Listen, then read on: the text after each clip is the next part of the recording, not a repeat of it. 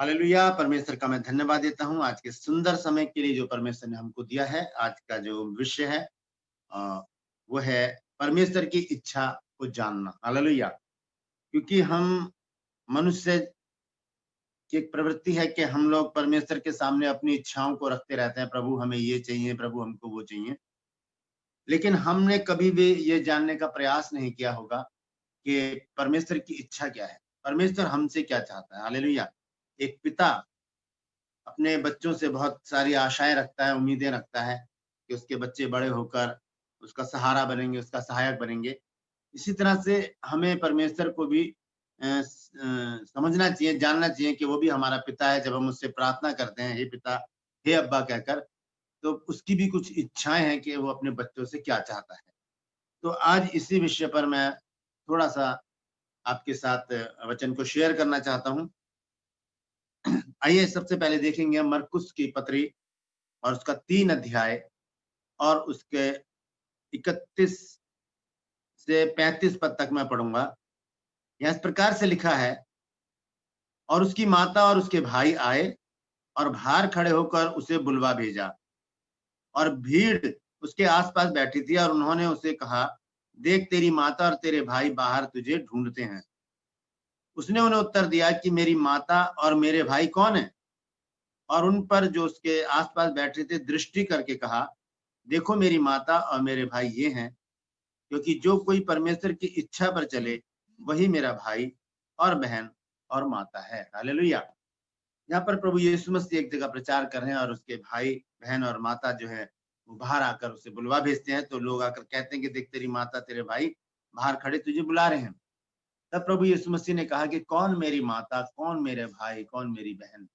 मेरी माता, मेरे भाई और मेरे बहन ये हैं। इफिसियों की पत्री में भी पढ़ते हैं 5 अध्याय में। हालेलुया। इफिसियों 5 अध्याय और इसके 16 और 17 पद को अगर हम देखें तो वहां लिखा है कि अवसर को बहुमूल्य समझो, क्योंकि दिन बुरे हैं। इस कारण निर्बुद्धि ना हो, पर ध्यान से समझो कि प्रभु की इच्छा क्या है। अवसर को बहुमूल्य समझना, हमको, हमें जो मौका मिले हम उसे चूके नहीं। ये मौका हमारे पास है, एक अवसर हमारे पास है। परमेश्वर ने हमको एक अवसर दिया है, हमें एक बहाना दिया है कि हम उसके वचन का प्रचार कर सकें और लोगों को बता सकें कि प्रभु यीशु मसीह कौन है और वो किस प्रकार से मर गया, गाड़ा गया और तीसरे दिन मुर्दों में से जी उठा। हालेलुया। तो 17 पद में लिखा है, इस कारण निर्बुद्धि ना हो, पर ध्यान से समझो कि प्रभु की इच्छा क्या है। तो प्रभु की इच्छा जानना हर एक विश्वासी का एक कर्तव्य है कि वो परमेश्वर की इच्छा को जाने और उसकी इच्छा को अपने जीवन में पूरा करने का प्रयास करे। तो कुछ वचन मैंने निकाले हैं, मैं क्योंकि समय थोड़ा कम है, इसलिए मैं जल्दी से इन वचनों को मैं पढ़ूंगा। पर प्रभु की इच्छाएं तो बहुत सारी हैं बाइबल में, लेकिन कुछ पद मैंने ऐसे निकाले हैं जो हमारे लिए बहुत जरूरी हैं, उनको जानना, उनको अ, समझना। हालेलुया। तो आइए सबसे पहले देखेंगे कि परमेश्वर की इच्छा क्या है। हम देखेंगे पहला थिस्सलुनीकियों 4 अध्याय, पहला थिस्सलुनीकियों 4 अध्याय और उसका 3 पद मैं पढ़ूंगा। यहाँ लिखा है, क्योंकि परमेश्वर की इच्छा ये है कि तुम पवित्र बनो, अर्थात व्यभिचार से बचे रहो। हालेलुया। परमेश्वर की इच्छा है कि हम पवित्र बने। मनुष्य 4 प्रकार से अशुद्ध होता है, अपने विचारों से, गंदे विचार जब दिमाग में आते हैं, अपनी दृष्टि से जब किसी को कुदृष्टि से देखता है, अपनी जुबान से जब हम जुबान से किसी को श्राप देते हैं, किसी की चुगली करते हैं, किसी को गाली देते हैं या किसी को बुरा भला कहते हैं, और अपने चाल चलन से जब हम गलत चाल चलते हैं। हालेलुया। तो इन चारों बातों से परमेश्वर हमको अलग करके एक ऐसा जीवन चाहता है परमेश्वर जो परमेश्वर के योग्य हो, जिसे कहते हैं पवित्र जीवन। लिखा है, क्योंकि परमेश्वर की इच्छा ये है कि तुम पवित्र बनो, अर्थात व्यभिचार से बचे रहो। और अगर हम पहला पत्रस 1 अध्याय और उसके 16 पद में पढ़ें तो वहां पर लिखा है कि पवित्र बनो क्योंकि तुम्हारा परमेश्वर पवित्र है। हालेलुया। तो परमेश्वर पवित्र है और वो चाहता है कि उसकी संतान जिससे जो उसको हे अब्बा, हे पिता कहकर पुकारती है, जो जो उसके अनुयायी हैं, जो उसके पीछे चलने वाले लोग हैं, वो भी अपने आप को हर प्रकार से पवित्र बनाकर रखें। यहाँ पर लिखा है, क्योंकि परमेश्वर की इच्छा ये है कि तुम पवित्र बनो, अर्थात व्यभिचार से बचे रहो। व्यभिचार का मतलब होता है गंदे विचारों को अपने अंदर लेकर आना।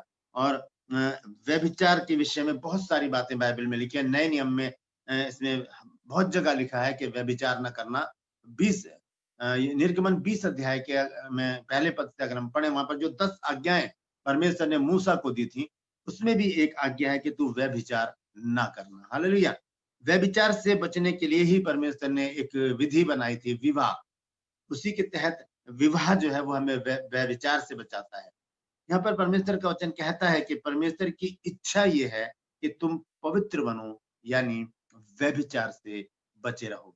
और हम देखते हैं मत्ती 5 अध्याय में जब प्रभु यीशु मसीह उन व्यवस्था की बातों को बताते हैं अपने चेलों को, और वो बताते हैं कि पुराने समय में, पहले के समय में ये कहा गया था, लेकिन अब मैं तुमसे ये कहता हूँ। मतलब उस व्यवस्था को बदलते हुए प्रभु यीशु मसीह ने वहां पर कहा है। आइए देखते हैं कि वहां पर क्या लिखा है। मत्ती 5 अध्याय को मैं पढ़ूंगा और हम देखेंगे उसमें क्या लिखा है। हालेलुया। मत्ती 5 अध्याय का 27 पद यहाँ पर इस प्रकार से लिखा है, तुम सुन चुके हो कि कहा गया था कि व्यभिचार ना करना। ये यीशु मसीह 10 हुक्म में जो एक हुक्म है, 10 आज्ञाओं में से जो एक आज्ञा है, उसका जिक्र यहाँ पर प्रभु यीशु मसीह कर रहे हैं। वो कह रहे हैं तुम सुन चुके हो कि कहा गया था कि व्यभिचार ना करना। अब यीशु मसीह इसको बदल देते हैं। वो कहते हैं परंतु मैं तुमसे कहता हूं कि जो कोई किसी स्त्री पर कुदृष्टि डाले, वह अपने मन में उससे व्यभिचार करता। तो अगर सोच भी लिया हमने किसी के लिए गलत, तो हम वहां पर व्यभिचारी ठहर जाते हैं। इसीलिए वहां पर लिखा है थिस्सलुनीकियों में संत पौलुस कहते हैं कि परमेश्वर की इच्छा ये है कि तुम पवित्र बनो, अर्थात व्यभिचार से बचे रहो। हालेलुया। ये मैंने पहला पद आपको पढ़ के बताया है कि परमेश्वर की इच्छा क्या है। आइए थिस्सलुनीकियों में ही देखते हैं 5 अध्याय, पहला थिस्सलुनीकियों 5 अध्याय और उसके 18 पद में देखेंगे वहां पर क्या लिखा है। हालेलुया। यहाँ लिखा है, हर बात में धन्यवाद करो, क्योंकि तुम्हारे लिए मसीह यीशु में परमेश्वर की यही इच्छा है। हालेलुया। हमने पहली इच्छा को देखा है कि परमेश्वर चाहता है कि हम पवित्र बने, और दूसरी इच्छा में हम देख रहे हैं परमेश्वर चाहता है कि हम हर एक बात में परमेश्वर का धन्यवाद, हर बात में, चाहे हम बुखार में हो, चाहे हम बीमारी में हो, चाहे हम आनंदित हो, चाहे हम कैसी भी परिस्थिति में हो, कैसे भी हालात में हो, कैसा भी हमारे साथ समय गुजर रहा हो, हम हर बात में परमेश्वर को कहें प्रभु तेरा धन्यवाद, प्रभु तेरा धन्यवाद, प्रभु तेरा धन्यवाद। उदाहरण के तौर पर मैं बताना चाहता हूँ, अगर हम घर से निकले स्कूटी लेकर और कोई पत्थर सामने आता है, हम गिर जाते हैं, हमारे घुटने में चोट लग जाती है, हम वापस घर आ जाते हैं, हम वहां पर क्रोधित हो जाते हैं कि ऐसा क्यों हो गया। लेकिन वहां पर भी हमको क्या देना है, परमेश्वर को धन्यवाद देना है, क्योंकि यहाँ लिखा है कि हर बात में धन्यवाद करो। हर बात में, कोई सी भी बात हो उसमें हम धन्यवाद करें। अगर चोट भी लग गई है, वापस घर में आ गए, तो इसका मतलब क्या है कि हम अगर आगे जाते, हो सकता है कि कोई बड़ा एक्सीडेंट हमारे साथ होता। परमेश्वर ने उस बड़े एक्सीडेंट से बचाने के लिए हमें छोटी सी चोट लगाई, ताकि हम वापस घर में आ जाएं और उस बड़े एक्सीडेंट से बच जाएं। उस बात के लिए हम परमेश्वर को धन्यवाद। और अगर हमें बुखार हो गया है या हम कहीं जाने में लेट हो गए हैं, हम क्रोधित ना हो, हम गुस्सा ना करें कि यार ऐसा समय निकल गया, मेरा ये काम खराब हो गया, मेरा वो काम खराब हो गया। नहीं, क्रोधित ना हो। वचन में लिखा है कि मनुष्य का क्रोध परमेश्वर के धर्म का निर्वाह नहीं कर सकता। हम वहां पर परमेश्वर को धन्यवाद दें। यहाँ लिखा है पहला थिस्सलुनीकियों 5 अध्याय और उसके 18 पद में कि हर बात में धन्यवाद दो। हर बात में मतलब कोई सा भी बात हो, चाहे हम बीमार हो, चाहे हमें चोट लग जाए, चाहे हम कहीं पर जाने से लेट हो जाए, चाहे हम आनंदित हो, चाहे हमारा जन्मदिन हो, चाहे कोई भी परिस्थिति हो, कोई भी मौका हो, कोई भी अवसर हो, हम परमेश्वर को धन्यवाद की भेंट चढ़ाते रहें। हालेलुया। वचन में लिखा है कि धन्यवाद का बलिदान चढ़ाने वाला परमेश्वर को ग्रहण योग्य है। जब हम परमेश्वर को धन्यवाद चढ़ाते हैं, हम परमेश्वर की महिमा करते हैं, परमेश्वर का गुणानुवाद करते हैं, परमेश्वर की तारीफ करते हैं, परमेश्वर की आराधना करते हैं, परमेश्वर को पहला स्थान देते हैं। हालेलुया। क्योंकि यहाँ पर हम परमेश्वर की इच्छा को पूरा करते हैं जब हम हर बात में परमेश्वर को धन्यवाद देते हैं। हालेलुया। और हम देखते हैं कि जैसे कि शुरू में मैंने बताया, पहला थिस्सलुनीकियों 4 अध्याय के 3 पद में कि पवित्र बनो, अर्थात व्यभिचार से बचे रहो। जब हम पवित्र बनेंगे तभी हम परमेश्वर को धन्यवाद दे सकते हैं। अन्यथा अगर हम अपवित्र हैं, हमारा जीवन अपवित्रता से गुजर रहा है, हम गाली गलौज करने वाले हैं, हम लड़ाई झगड़े करने वाले हैं, हम एक ऐसा व्यर्थ और तुच्छ जीवन जी रहे हैं, तब हम परमेश्वर को धन्यवाद दे ही नहीं सकते, क्योंकि हमारे दिमाग में दूसरी बातें चल रही होंगी, हमारा दिमाग अलग चल रहा होगा, हमारे विचार कहीं और चल रहे होंगे, हम परमेश्वर में नहीं होंगे, हम शैतान की गिरफ्त में होंगे, हमारी जुबान, विचार, चाल चलन, दृष्टि सब बिगड़ा हुआ होगा। हम ऐसी परिस्थिति में परमेश्वर को धन्यवाद दे ही नहीं सकते। इसलिए वहां पर लिखा है पहला थिस्सलुनीके 4 अध्याय और उसके 3 पद में कि पवित्र बनो, अर्थात व्यभिचार से बचे रहो। तो जब हम पवित्र बनेंगे, हम तभी परमेश्वर को अपने जुबान से धन्यवाद दे सकते हैं। वचन में लिखा है यहाँ पर पहला थिस्सलुनीके 5 अध्याय के 18 पद में, हर बात में धन्यवाद करो, क्योंकि तुम्हारे लिए मसीह यीशु में परमेश्वर की यही इच्छा है। हालेलुया! ये परमेश्वर की इच्छा है कि हम हर बात में, हर परिस्थिति में, हर हालत में हम परमेश्वर को धन्यवाद की भेंटें चढ़ाते रहें। हालेलुया! आइए देखते हैं तीसरा पॉइंट क्या है। पहला पतरस 2 अध्याय और उसका 15 पद। हालेलुया! पहला पतरस 2 अध्याय और उसका 15 पद में मैं पढ़ूंगा। यहाँ पर इस प्रकार से लिखा है, क्योंकि परमेश्वर की इच्छा ये है कि तुम भले काम करने से निर्बुद्धि लोगों की अज्ञानता की बातों को बंद कर दो। हालेलुया! ये बहुत महत्वपूर्ण है हम विश्वासियों के लिए, क्योंकि हम विश्वासी भी कई बार चूक जाते हैं और ऐसे लोगों को, जो निर्बुद्धि लोग हैं, जो हमारे विरुद्ध अज्ञानता की बातें करते हैं, हम उनके मुंह को बंद नहीं कर पाते और हम उनके जैसे हो जाते हैं, उनके साथ बहस करने लगते हैं, उनके साथ गाली गलौज करने लगते हैं, हाथापाई करने लगते हैं, मारपीट करने लगते हैं और ये दिखाने की कोशिश करते हैं कि हम आपसे कम नहीं है। यहाँ पर परमेश्वर का वचन हमें समझाना चाहता है कि परमेश्वर की इच्छा ऐसी परिस्थिति में क्या है, ऐसी परिस्थिति में हमको क्या करना चाहिए। लिखा है, क्योंकि परमेश्वर की इच्छा ये है कि तुम भले काम करने से निर्बुद्धि लोगों की अज्ञानता की बातों को बंद कर दो और अपने आप को स्वतंत्र जानो, पर अपनी उस स्वतंत्रता को बुराई के लिए आड़ ना बनाओ, परंतु अपने आप को परमेश्वर के दास समझकर चलो। हालेलुया! परमेश्वर का दास समझकर हम जब चलेंगे, तो हम परमेश्वर की इस इच्छा को भी पूरा कर सकते हैं। ये जो तीसरा पॉइंट मैंने बताया है, पहला पतरस 2 अध्याय और उसके 15 पद में मैंने पढ़ा है, क्योंकि परमेश्वर की इच्छा यह है कि तुम भले काम करने से निर्बुद्धि लोगों की अज्ञानता की बातों को बंद कर दो। अगर हम बुरा काम करेंगे, अगर हम बुराई में लिप्त रहेंगे, हम गाली गलौज करेंगे, लड़ाई झगड़े करेंगे, हाथापाई करेंगे और चोरी चकारी करेंगे, डकैती करेंगे, हत्या करेंगे, मर्डर करेंगे, चोरियां करेंगे और व्यर्थ के ऐसे कामों में हम लिप्त रहेंगे, तो हमारे नाम के कारण परमेश्वर का नाम भी बदनाम होगा। और लेकिन परमेश्वर ये नहीं चाहता कि हम, हमारे द्वारा परमेश्वर का नाम खराब हो। यहाँ पर बहुत ही अच्छी बात है, इसको अगर समझे तो लिखा है कि परमेश्वर की इच्छा यह है कि तुम भले काम करने से, यदि हम भलाई करते रहें, क्योंकि वचन में हम पढ़ते हैं, गलातियों में जब हम पढ़ते हैं, आत्मा के जो फल बताए गए हैं उसमें एक फल है भलाई। तो अगर हम भलाई करना जानते हैं, ये भलाई अलग है, 9 फलों में नहीं है, ये इफिसियों की पत्री में ही है। मैं आपको पढ़कर बता देता हूँ। 9 फल वो अलग है, इफिसियों में अलग है। हालेलुया! आइए देखेंगे वो कहाँ पर लिखा है। इफिसियों की पत्री, हालेलुया, 5 अध्याय और उसका 9, क्योंकि ज्योति का फल सब प्रकार की भलाई और धार्मिकता और सत्य है। ये अलग है, ये 3 बातें अलग लिखी है यहाँ पर गलातियों 5, 22 और 23 से। यहाँ पर लिखा है ज्योति का फल, ज्योति मतलब आत्मा का फल, सब प्रकार की भलाई, सब प्रकार की भलाई, हर प्रकार में भलाई। क्योंकि अगर हम यीशु मसीह की शिक्षाओं को देखें, जब प्रभु यीशु मसीह पहाड़ पर अपने चेलों को लेकर गए 5 अध्याय में मत्ती में, तो प्रभु यीशु मसीह ने वहां पर चेलों को लगभग 30 आज्ञाएं दी और वहां पर प्रभु यीशु मसीह ने चेलों को समझाया कि यदि तुम्हारे दाएं गाल पर कोई थप्पड़ मारे तो बायां भी उसकी ओर फेर दो। और यीशु मसीह ने कहा कि अपने सताने वालों के लिए प्रार्थना करो और अपने बैरियों से प्रेम रखो और अपने सताने वालों के लिए प्रार्थना करो।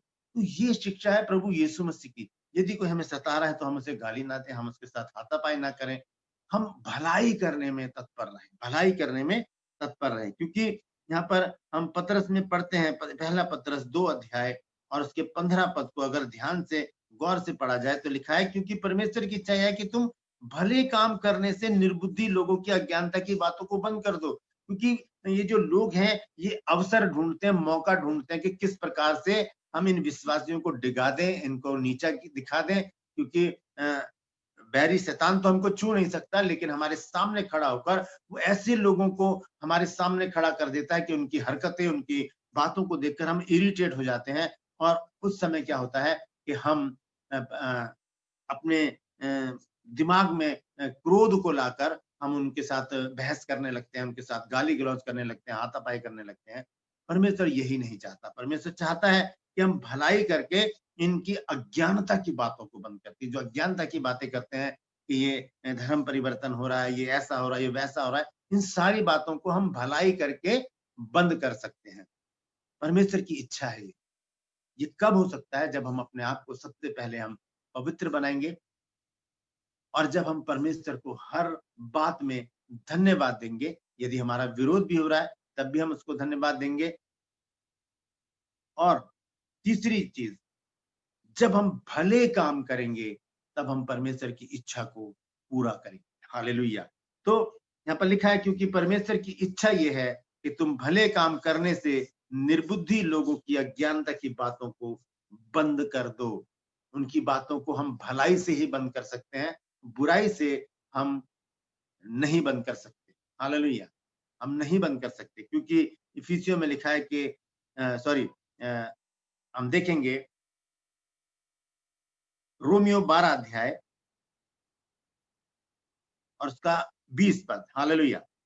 यहाँ इस प्रकार से लिखा है, परंतु यदि तेरा बैरी भूखा हो तो उसे खाना खिला, यदि प्यासा हो तो उसे पानी पिला, क्योंकि ऐसा करने से तू उसके सिर पर आग के अंगारों का ढेर लगाएगा। बुराई से न हारो, परंतु भलाई से बुराई को जीत लो। हम भलाई से ही बुराई को जीत सकते हैं। बुराई से बुराई को जीतना बहुत मुश्किल काम है। उससे झगड़े बढ़ते हैं, उससे तफरके बढ़ते हैं और दूरियां बढ़ती हैं और हमारी आत्मिकता खराब होती है। हम अगर अपनी आत्मिकता को, अपनी धार्मिकता को बनाए रखना चाहते हैं तो हमें भलाई करनी होगी। क्योंकि हम देखते हैं दूसरा पतरस और उसके 2 अध्याय और इसके 20 पद से अगर हम पढ़ें तो प्रभु यीशु मसीह ने हमें बहुत अच्छी बातें सिखाई हैं। वहां पर हमें पहला पतरस 2 अध्याय और उसके 20 पद से हम पढ़ें, तो यहाँ पर लिखा है, क्योंकि यदि तुमने अपराध करके घूंसे खाए और धीरज धरा तो इसमें क्या बड़ाई की बात है। पर यदि भला काम करके दुख उठाते और धीरज धरते हो तो ये परमेश्वर को भाता है। भला काम करके अगर हम दुख उठाते हैं, अगर हमने किसी को गाली दे दी, कोई चोरी कर ली और हम तब पिटाई खा रहे हैं, लोग हमको मार रहे हैं, घूसे मार रहे हैं, लाते मार रहे हैं, तब हम धीरज से पड़े में पिट रहे हैं, तब उसमें हमारे लिए बड़ाई की बात नहीं है। हाँ, अगर हम भला काम करके दुख उठाते हैं तब ये परमेश्वर को भाता है। इसीलिए 15 पद में लिखा है, क्योंकि परमेश्वर की इच्छा ये है कि तुम भले काम करने से निर्बुद्धि लोगों की अज्ञानता की बातों को बंद कर। फिलिपियों 2 के 5 में लिखा है कि जैसा प्रभु यीशु मसीह का स्वभाव था वैसा ही तुम्हारा भी स्वभाव हो। प्रभु यीशु मसीह ने कभी किसी को गाली नहीं दी। प्रभु यीशु मसीह ने किसी को कभी कोसा नहीं। प्रभु यीशु मसीह ने किसी को दोष नहीं लगाया। प्रभु यीशु मसीह ने कभी भी किसी के साथ छल कपट नहीं किया। क्योंकि यहाँ पर अगर हम आगे पढ़े 21 पद में लिखा है, और तुम इसी के लिए बुलाए भी गए हो, क्योंकि मसीह भी तुम्हारे लिए दुख उठाकर तुम्हें एक आदर्श दे गया है कि तुम उसके चिन्ह पर चलो। ना तो उसने पाप किया, ना उसके मुंह से छल की बात निकली। वह गाली सुनकर गाली नहीं देता था। यानी कि यीशु मसीह ने गालियां सुनी है। यहाँ लिखा है कि वो गाली सुनकर गाली नहीं देता था और दुख उठाकर किसी को भी धमकी नहीं देता था कि मैं तुझे देख लूंगा, और पर अपने आप को सच्चे न्यायी के हाथ में सौंपता था। हालेलुया। ये प्रभु यीशु मसीह हमको एक आदर्श देके गए, एक एग्जाम्पल देकर गए कि प्रभु यीशु मसीह ने दुख उठाया और क्रूस पर यीशु मसीह लटके हुए हैं। लोग उनको गालियां दे रहे हैं, उनके मुंह पर थूक रहे हैं, उनकी दाढ़ी को नोच रहे हैं और थप्पड़ मार के कह रहे हैं कि अगर तू भविष्यवक्ता है तो बता कि तुझे किसने मारा है। हालेलुया। वहां पर प्रभु यीशु मसीह ने कहा, हे पिता इन्हें क्षमा कर, क्योंकि ये जानते नहीं कि ये क्या कर। ये स्वभाव हमारे अंदर होना चाहिए, तभी हम भलाई कर सकते हैं, तभी हम इन बातों का जवाब दे सकते हैं, तभी हम उन अज्ञानता की बातों को बंद कर सकते हैं जो लोग हमारे विरुद्ध करते हैं। हालेलुया। आइए देखते हैं चौथा पॉइंट कौन सा है। ये है पहला पत्रस 3 अध्याय और उसका 17 पद। हालेलुया। लिखा है, क्योंकि यदि परमेश्वर की यही इच्छा हो कि तुम भलाई करने के कारण दुख उठाओ, तो ये बुराई करने के कारण दुख उठाने से उत्तम है। हालेलुया। ये इसी से रिलेटेड है जो मैंने अभी पढ़ा है पहला पत्रस 2 अध्याय के 15 पद में, कि अज्ञानता की बातों को हम भलाई के द्वारा ही बंद कर सकते हैं। यहाँ पर लिखा है, क्योंकि यदि परमेश्वर की इच्छा ये हो कि तुम भलाई करने के कारण दुख उठाओ, तो ये बुराई करने के कारण दुख उठाने से बहुत अच्छा है। ये उत्तम बात है हमारे लिए कि अगर हम भलाई कर रहे हैं और दुख उठा रहे हैं तो इसका प्रतिफल तो बहुत बड़ा है। हालेलुया। बहुत बड़ा है इसका प्रतिफल। आइए देखते हैं क्या है प्रभु यीशु मसीह ने इसके विषय में क्या कहा है। फिर से मैं मत्ती 5 अध्याय में आपको लेकर चलूंगा। हम देखेंगे वहां पर प्रभु यीशु मसीह ने क्या कहा है। मत्ती 5 अध्याय, जहाँ पर धन्यवादियां हैं, जहाँ पर वहां पर हम देखेंगे 11 पद में लिखा है, धन्य हो तुम जब मनुष्य मेरे कारण तुम्हारी निंदा करें और सताएं और झूठ बोल बोल कर तुम्हारे विरोध में सब प्रकार की बुरी बातें कहें। आनंदित और मगन होना, क्योंकि तुम्हारे लिए स्वर्ग में बड़ा फल है, इसलिए कि उन्होंने भविष्यवक्ताओं को जो तुमसे पहले थे इसी रीति से सताया था। हालेलुया। लिखा है कि प्रभु यीशु मसीह कहते हैं कि धन्य है हम लोग यदि हम सताए जाते हैं। ऐसे अवसर पे हमें क्या करना है। आइए दोबारा से देखेंगे पहला पत्रस 3 अध्याय और उसके 17 पद को मैं पढ़ूंगा। यहाँ पर क्या लिखा है। यहाँ लिखा है, क्योंकि यदि परमेश्वर की इच्छा ये है कि तुम भलाई करने के कारण दुख उठाओ, तो ये बुराई करने के कारण दुख उठाने से उत्तम है। तो ये परमेश्वर की इच्छाएं हैं। अगर हम इन इच्छाओं को पूरा करेंगे तो अंत में एक वचन में पढ़ के मैं समाप्त करना चाहूंगा। पहला यूहन्ना और उसका 2 अध्याय और उसका 17 पद। जब हम परमेश्वर की इच्छा को पूरा करेंगे तो क्या होगा। यहाँ पर लिखा है, संसार और उसकी अभिलाषाएं दोनों मिटते जाते हैं, पर जो परमेश्वर की इच्छा पर चलता है वो सर्वदा बना रहेगा। हालेलुया। जो परमेश्वर की इच्छा पर चलता है वो सर्वदा बना रहेगा। तो आज मैं परमेश्वर का धन्यवाद देता हूं कि परमेश्वर ने इन वचनों के द्वारा हमें आशीषित किया है। आज हमने देखा है कि परमेश्वर की इच्छा क्या है। सिर्फ 4 ही मैंने वर्सेस निकाली थी, और भी बहुत सारी बातें हैं वचन में जिसको अगर हम पढ़ें तो मैसेज लंबा हो सकता है, लेकिन समय थोड़ा था इसलिए मैंने 4 ही पद का निकाल कर आपके सामने रखा है। पहला थिस्सलुनीके 4 की 3 और पहला थिस्सलुनीके 5 की 18, पहला पत्रस 2 की 15 और पहला पत्रस 3 की 17 आयत को।